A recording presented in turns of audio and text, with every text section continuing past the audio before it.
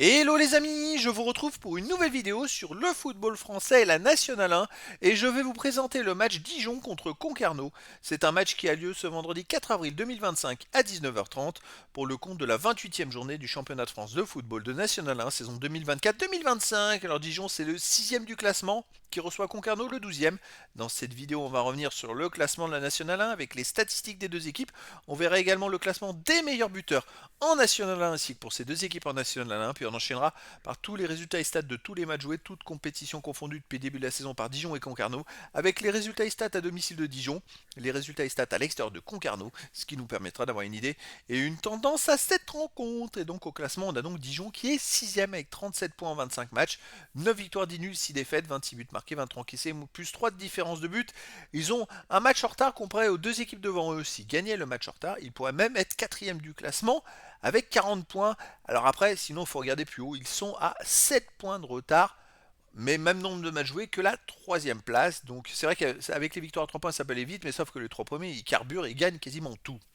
Concarneau de son côté, 12ème avec 31 points en 26 matchs, 8 victoires, 7 nuls, 11 défaites, 35 buts marqués, 40 encaissés, moins 5 de différence de but. Concarneau finalement n'est qu'à 7 points d'avance sur le dernier, alors que le dernier a un match en moins. Donc ça se resserre en bas du classement, Concarneau a besoin de prendre des points. Au niveau des meilleurs marqueurs, pour Dijon, il y a Ikanga et Parsemin 5 buts, Barca 4, Vargas Rios 3, Mendy 2 buts pour Concarneau. Il y a Moisan avec 7 buts, Seri et Kielt 5, et Thuin et Sukuna 4 buts.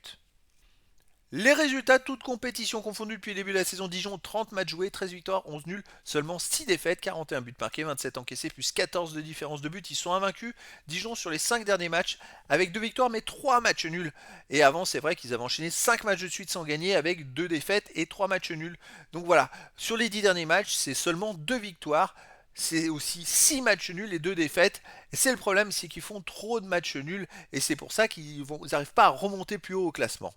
Concarneau de son côté, cette saison 30 matchs joués, 11 victoires, 8 nuls, 11 défaites, 45 buts marqués, 42 encaissés, plus 3 de différence de but. Alors malgré leur mauvaise place, c'est vrai qu'ils ont connu une très mauvaise période depuis fin octobre, depuis début novembre jusqu'à fin février. C'était très compliqué. Et là, ils viennent d'enchaîner 3 matchs de suite sans défaite avec une victoire et 2 nuls, ce qui leur permet de les soulager un petit peu au classement. Mais voilà, ils sont proches des relégables, donc attention. À domicile, Dijon, 6 victoires, 4 nuls, 3 défaites en 13 matchs. Bon, ça reste costaud. Et là, ils ont fait une victoire sur Valenciennes 2-1. Et avant, ils avaient fait 4 matchs de suite sans victoire avec 2 défaites et 2 nuls. Donc attention. Alors en plus, dans ces 4 matchs, ils avaient affronté Nancy le premier. Ils ont perdu 5-0 contre Le Mans, qui est 3ème.